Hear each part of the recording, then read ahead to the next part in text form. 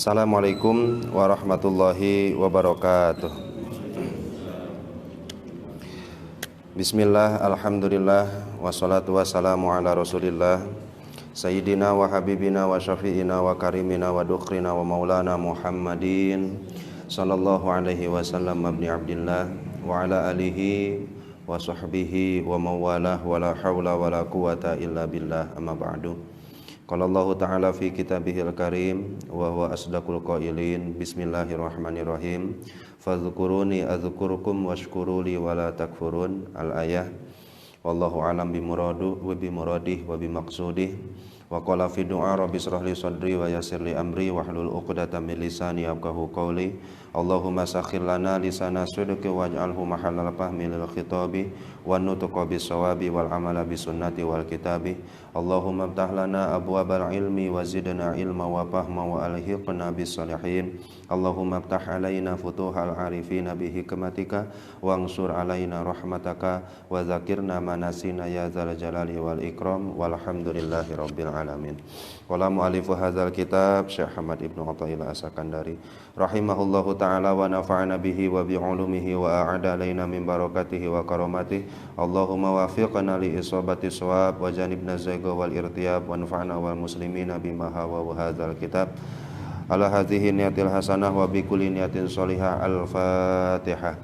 A'udzu billahi minasy syaithanir rajim. Bismillahirrahmanirrahim. Alhamdulillahi rabbil alamin arrahmanir rahim maliki yaumiddin. Iyyaka na'budu wa iyyaka nasta'in.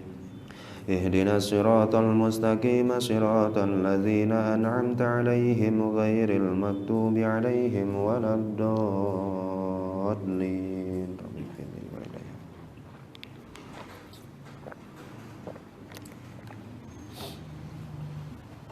Bismillahirrahmanirrahim. Alhamdulillah, Bapak-bapak sekalian, pada kesempatan malam hari ini kita bisa berjumpa kembali dan alhamdulillah pada malam hari ini kita sudah sampai kepada hikmah yang ke-77 yang ya alhamdulillah lah, mudah-mudahan apa yang akan kita kaji dan yang sudah kita kaji semuanya mendatangkan keberkahan bagi kita khususiyahnya, dan mudah-mudahan juga apa yang telah kita pahami, apa yang telah kita dengarkan semuanya mendatangkan keberkahan dan Allah Subhanahu wa taala tuntun langkah kita untuk bisa mengamalkannya sehingga ya seminimal-minimal mungkin derajat orang-orang yang bertakwa, orang-orang yang soleh, mudah-mudahan Allah Subhanahu wa ta'ala karuniakan kepada kita semuanya, amin ya Allah ya Rabbal alamin. Di hikmah yang ke-77 ini insyaallah saya Ibnu Athaillah As-Sakandari sedikit akan membahas tentang permintaan orang-orang yang arif kepada Allah Subhanahu wa ta'ala. Jadi apa sih isi doanya orang-orang yang sudah ma'rifat itu? Apa sih isi doanya orang-orang yang sudah dekat dengan Allah Subhanahu wa taala? Matalabul arifina minallahi taala as-sidqu fil ubudiyyati wal qiyamu bi huquqir rububiyyati. Matalabul arifin, permintaan orang-orang yang arif, orang-orang yang mengenal Allah Subhanahu wa taala, permintaan mereka minallahi taala dari Allah, as-sidqu fil ubudiyyah, yaitu sidik, benar, jujur fil ubudiyah, dalam sifat kehambaan, wal qiyamu, dan melaksanakan, mendirikan bihuquqir rububiyah, terhadap seluruh hak-hak ketuhanan. Nah, jadi dari hikmah yang sebelumnya Bapak-bapak sekalian, yaitu Syekh Ibnu Athaillah As-Sakandari sudah pernah menyebutkan salah satu doa yang terbaik juga, yaitu khairu ma tatlubuhu minhu ma huwa talibuhu minka. Doa terbaik, permintaan terbaik darimu kepada Allah adalah permintaan yang Allah suruh engkau untuk lakukan itu. Jadi kalau Allah suruh kita untuk bersyukur, kita berdoa kepada Allah, ya Allah jadikan saya hamba yang bersyukur. Kalau Allah menyuruh kita menjadi orang-orang yang senantiasa mengingat dan berzikir kepada Allah, baik secara lisan ataupun hati ataupun af'al, seluruh anggota tubuh kita, maka isi dalam doa kita, ya Allah jadikanlah aku hamba-hamba yang senantiasa berzikir, senantiasa mengingatmu. Kalaulah Allah menyuruh kita untuk masuk surga, Allah menyuruh kita untuk jauh-jauh dari neraka, maka tentu isi doa kita, ya Allah masukkan saya ke surga, jauhkan saya dari api neraka. Kalaulah Allah Subhanahu wa taala piwarang atau perintahkan kita untuk mendidik istri kita, anak-anak kita menjadi anak-anak zuriyah keluarga yang soleh-solehah, maka isi doa kita, ya Allah jadikan aku, keluargaku, zuriyahku, turunanku menjadi orang-orang yang soleh. Itu kan doa yang terbaik juga. Pernah kita sampaikan di hikmah yang keberapa? Pokoknya nama sekian atau salah. Jadi di hikmah yang sekian kita alhamdulillah sudah pernah membahas tentang isi doa. Yang terbaik adalah doa yang disuruh atau diperintah oleh Allah Subhanahu wa taala. Nah, dianggap kurang baik adalah isi doa yang mana doa tersebut tidak ada perintahnya dari Allah. Jadi kalau kita berdoa, isi doa kita adalah doa yang memang Allah Subhanahu wa taala tidak perintahkan kita. Hatta min amri rizki, walaupun itu hanya masalah rizki, Pak. Ya memang Allah Subhanahu wa taala perintahkan kita untuk makan dari rizki yang halal, dari makanan dan minuman yang halal. Bahkan Rasul kan sebutkan kalau ada orang yang makan dari yang halal, meminum minuman yang halal, maka sofa dinuhu, agamanya menjadi bening, rokok kolbuhu, hatinya menjadi lembut, bahkan walaisa lidakwatihi hijabun, doa-doanya nggak ada hijab antara doa tersebut dengan Allah Subhanahu wa taala. Sehingga kan memakan makanan yang halal adalah perintah dari Allah Subhanahu wa taala. Sehingga boleh saya meminta rezeki, boleh. Ya Allah karuniakan saya rezeki, yang rezeki tersebut berasal dari hal yang halal.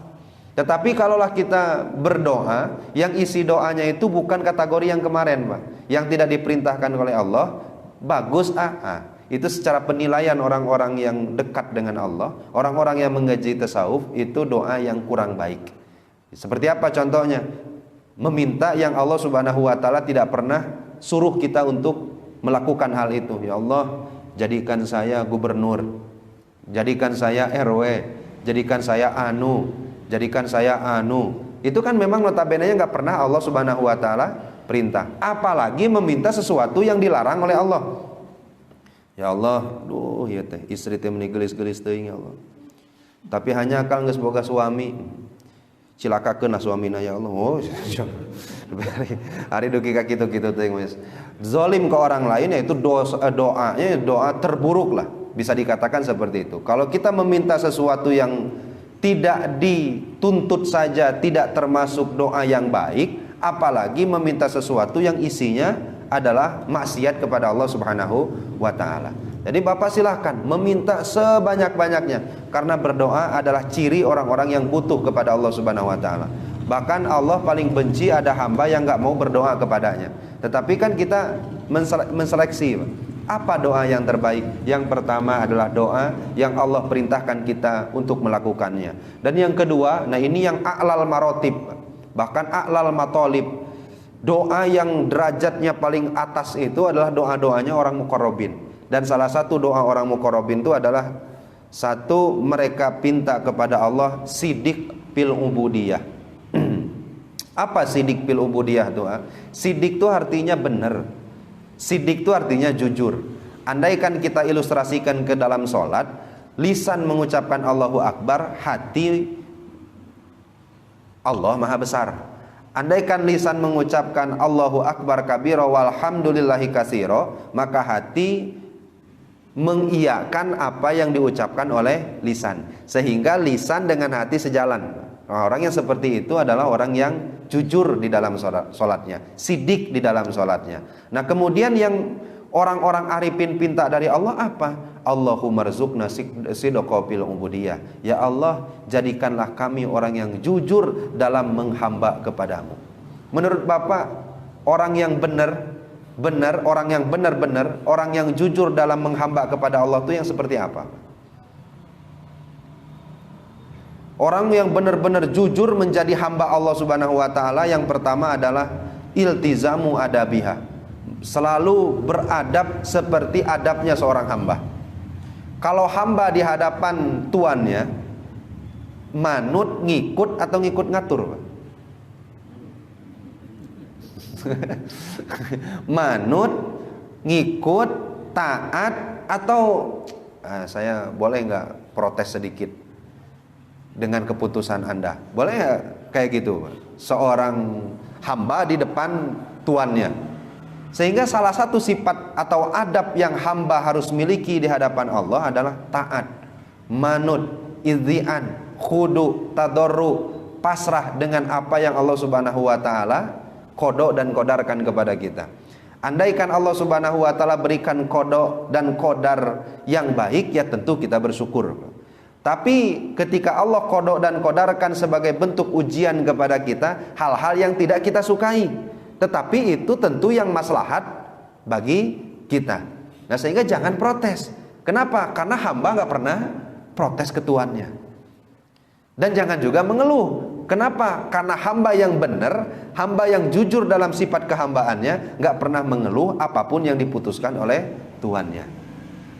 Jadi jangan dianggap bahwa hubungan kita dengan Tuhan itu, dengan Allah itu seperti hubungan demokrasi, ya Pak. Sehingga bisa di demo, bisa diminta keputusannya diulang atau yang lain-lain. Sehingga kalau orang-orang yang muqarrabin, orang-orang yang arifin, apapun yang Allah telah putuskan dan Allah telah takdirkan, itu berarti yang terbaik. Makanya dalam Al-Quran Allah Subhanahu wa ta'ala pernah da'u seperti ini, Pak. Asa ang takrahu syai'an, asa ang takra'u syai'an wa huwa khairul lakum wa asa an tuhibbu syai'an wa huwa syarrul lakum. Kamu menyukai sesuatu tetapi itu buruk bagimu. Kamu membenci sesuatu padahal itu baik untukmu. Nah, sehingga kalaulah Tuhan kita yang sekarang ini Allah Subhanahu wa taala memiliki sifat Ghafur, Rahman, Rahim, yang selalu memberikan qada dan qadar kepada kita, pasti yang paling maslahat. Beda lagi kalau kita bertuan kepada selain Allah atau ke makhluknya Allah. Mungkin saja dia memutuskan sesuatu itu ada manfaat bagi dirinya, sedangkan Allah memutuskan sesuatu nggak ngambil manfaat sedikit pun dari Bapak sebagai makhluknya. Bari keputusan dan qada-qadar Allah itu semuanya adalah yang terbaik bagi makhluknya. Sehingga salah satu adab bagi orang-orang yang sidik dalam penghambaannya kepada Allah adalah selalu ridho, manut dan taat kepada keputusan Allah Subhanahu wa taala. Kira-kira udah punya belum Pak ini, Pak? Insya Allah. Ya mudah-mudahan lah. Wa takhalluqu bi akhlaqiha. Berakhlak pun harus berakhlak seperti ubudiyah. Berakhlak pun harus seperti akhlak seorang hamba di depan Tuhannya. Kira-kira akhlak seorang hamba itu kayak gimana? Ya adab dan akhlak hampir sama ya banyak. Kalau Allah Subhanahu wa taala menyuruh kita untuk senantiasa bersyukur, ya akhlak seorang hamba harus bersyukur atas nikmat. Kalau Allah Subhanahu wa taala menyuruh kita untuk sabar, maka akhlak seorang hamba adalah sabar atas setiap musibah dan ujian yang Allah Subhanahu wa taala berikan kepada kita. Nah, hingga salah satu permintaan orang yang arifin itu adalah, ya Allah, jujurkanlah saya, benarkanlah saya dalam sifat kehambaan saya. Dan salah satu ciri orang yang benar-benar menghamba kepada Allah adalah orang yang senantiasa merasa butuh kepada Allah Subhanahu wa taala. Nah, ini yang paling susah banyak. Dan kadang-kadang apa yang kita inginkan telah tercapai itu butuh kepada Allah, jadi mengurang. Beda saat ketika kita memang benar-benar ingin menggapai sesuatu yang belum ada di tangan kita, sehingga butuhnya itu maksimal, asa-asanya full kepada Allah. Tercapailah cita-cita, tercapailah keinginan, kebutuhannya menjadi berkurang. Nah, sehingga kita butuh kepada Allah itu jadinya ada momennya, Pak. Kalau momennya kita butuh sesuatu, jadi kita butuh ke Allah. Kalau kita ingin nggak mengejar sesuatu, atau mungkin tidak ingin mendapatkan sesuatu, tidak ingin mengejar cita-cita apapun, sehingga rada-rada kurang butuhnya kepada Allah. Tapi kalau lagi pingin mengejar sesuatu, mencita-citakan sesuatu, rasa-rasanya itu berdoanya tiap malam nggak berhenti. Nah, sehingga timbul pertanyaan, kita tuh hamba Allah atau hamba sesuatu tadi? Nah, sampai sini bisa dipahami dulu. Nah, sehingga ibtikor ini, rasa butuh ini harus kita tekadkan, harus kita adakan di dalam hati kita sepanjang napas kita berhembus. Jadi kalau kita berdoa kepada Allah itu salah satu cirinya adalah ibtikor kepada Allah, butuh kepada Allah Subhanahu wa taala. Jadi jangan sampai lepaskan sifat butuh kita kepada Allah Subhanahu wa taala, karena itu menunjukkan sidik dalam ubudiyah. Nah, yang selanjutnya permintaan seorang arifin, dan mudah-mudahan kita pun termasuk orang-orang yang arifin ya Pak. Karena memang kalau hilap deh saya itu nama kiainya. Kalau guru saya di Buntet itu pernah tahu kayak gini Pak. Orang-orang arifin itu dulu pernah saya sebutkan. Jadi salah satu sanad hikam saya tuh ngambil dari kajian Kiai Haji Adib Rofiuddin di Buntet Pak. Walaupun yang memang dulu nggak pernah hatam, tapi pas ketemu ketika beliau di Bandung, pokoknya kamu tonton saja di YouTube saya, karena memang ada grup di Facebook itu khusus alumni Buntet. Kamu tonton aja di grup Facebook saya. Nah, itu sekalian saya ijazahkan hikamnya. Nah, sehingga salah satu sanad hikam saya itu didapatkan dari Kiai Haji Adib Rofiuddin. Jadi beliau tuh pernah tahu kayak gini Pak. Jadi wali itu memang, atau orang-orang yang arif itu memang secara secara formalnya harus memang dibimbing oleh seorang guru, namanya mursyid.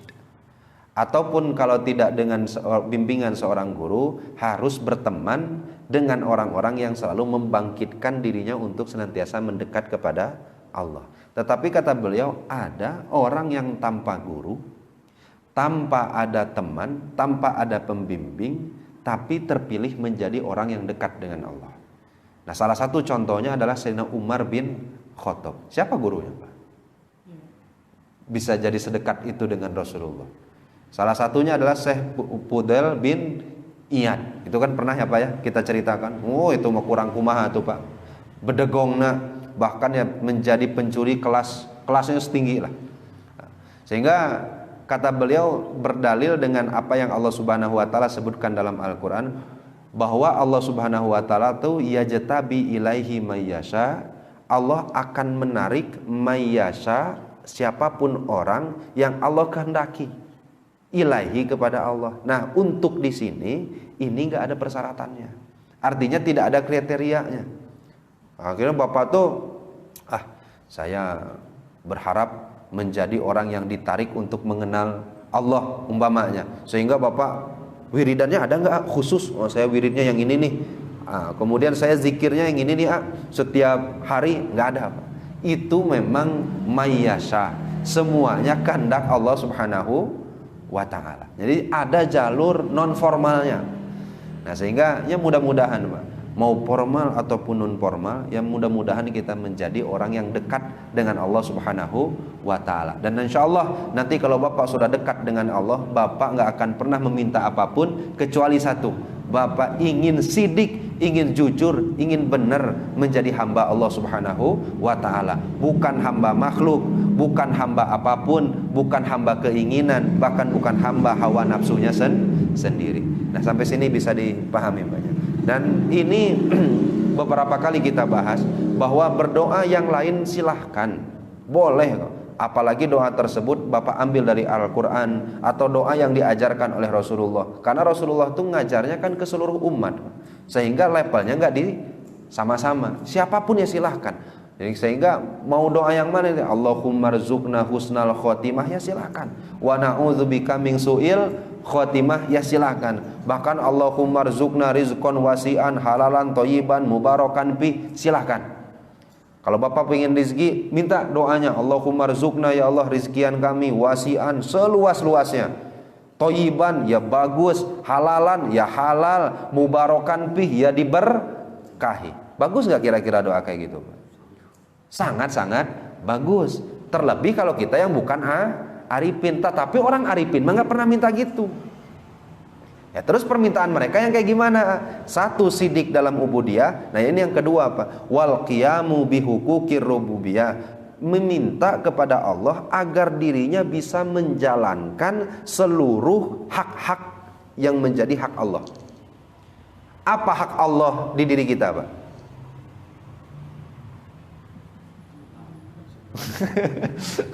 Pak Edi langsung senyum. Hak Allah dari kita apa, Pak?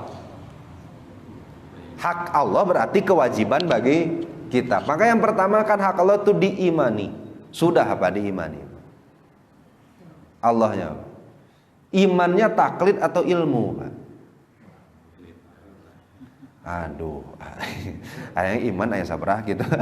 Syekh Nawawi Al-Bantani nyebutkan iman itu semuanya ada 5, Pak. Salah satu iman yang sering dimiliki oleh masyarakat itu atau orang-orang awam itu ya iman yang pertama dan kedua. Karena iman yang ketiga yakin, yang keempat ainul yakin, yang kelima hakul yakin. Untuk yang kelima ini susah sekali karena imannya para anbiya dan mursalin. Emang iman yang taklid itu kayak gimana? Allah ada, tahu dari siapa? Pokoknya mah Ustadz ngomong gitu enggak. Allah tuh satu, esa. Apa dalilnya? Nggak tahu. Pokoknya mana Al-Quran nggak tahu, dalam logikanya nggak tahu.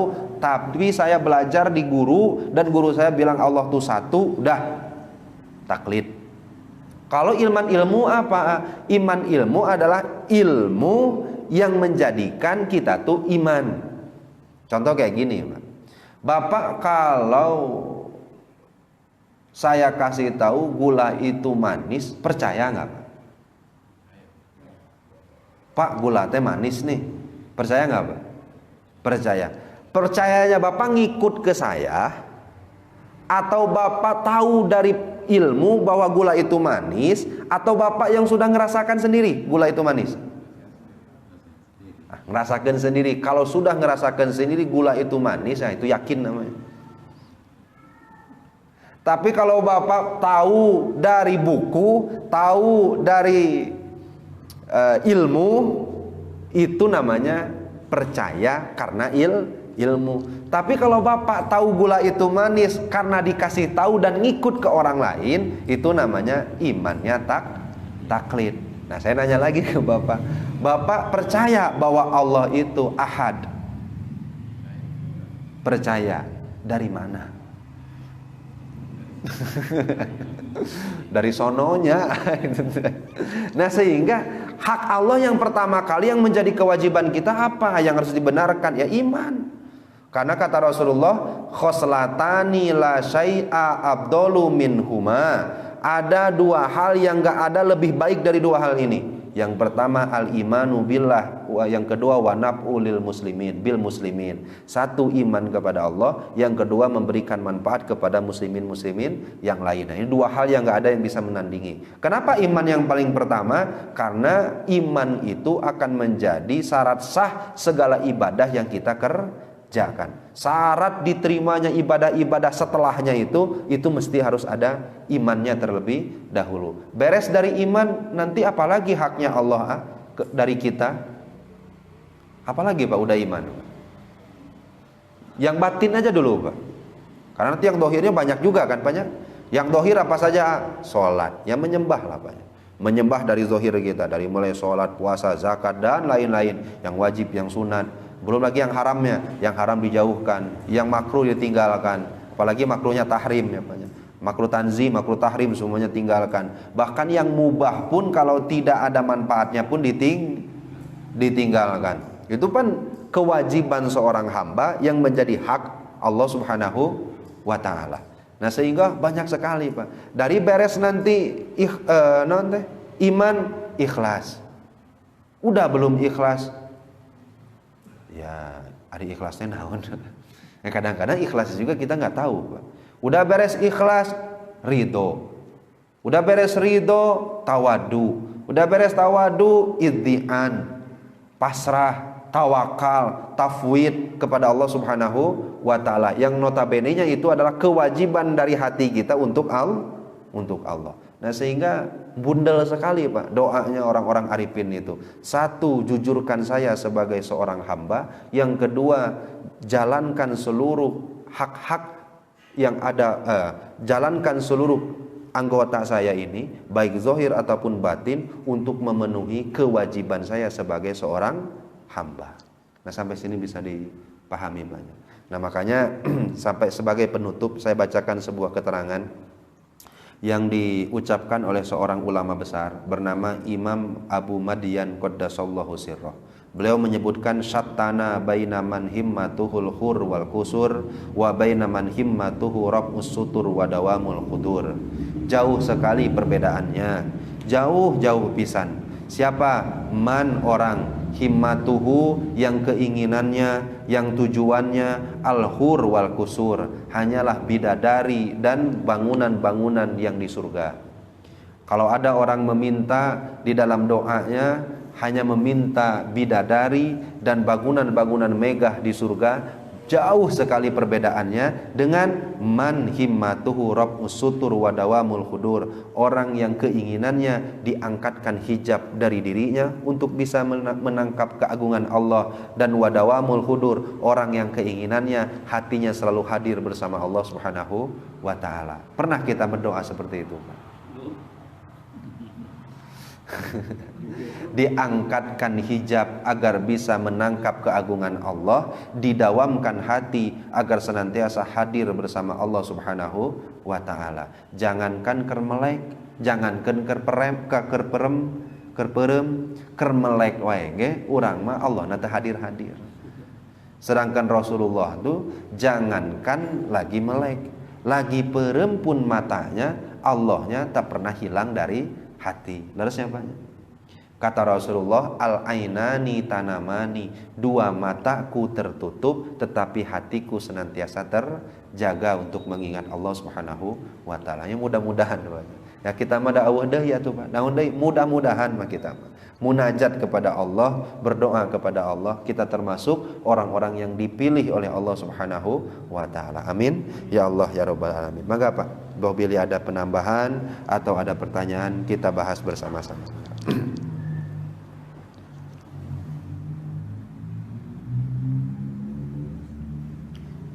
Nah ini berarti cukup pisan berarti ya Pak. Rada-rada paham berarti Pak. Maka Pak. Tingkat butuhnya seorang hamba kepada Allah itu seperti apa tingkatan-tingkatannya, mungkin penjelasannya. Ya. Kita bisa berkaca kira-kira posisi yang mana. Merasa butuh kepada Allah itu ya terkadang bisa kita akurkan dengan tingkatan doa, Pak.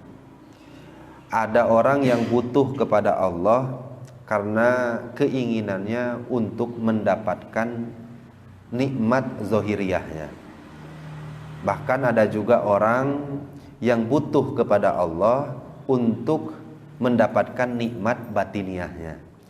Tapi ada juga orang yang butuh kepada Allah tanpa menginginkan nikmat zahiriyah untuk dirinya, tanpa juga melihat dan menginginkan nikmat batiniah untuk dirinya, sehingga butuhnya kepada Allah hanya karena sababiyah, sifatnya sebagai hamba memang harus butuh kepada Allah.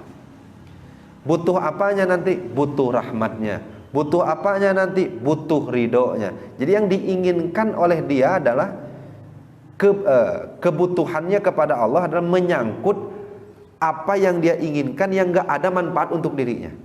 Dan terkadang kan kita butuh kepada Allah tuh masih ada sifat kebaikan yang baik balik untuk diri kita sendiri, Pak. Kita butuh kepada Allah di kala sakit. Nah, itu kan tingkatan yang kayak gini yang mungkin kita ini, Pak. Tingkatan orang yang awam, Pak. Sehingga kalau sudah sembuh butuhnya hilang.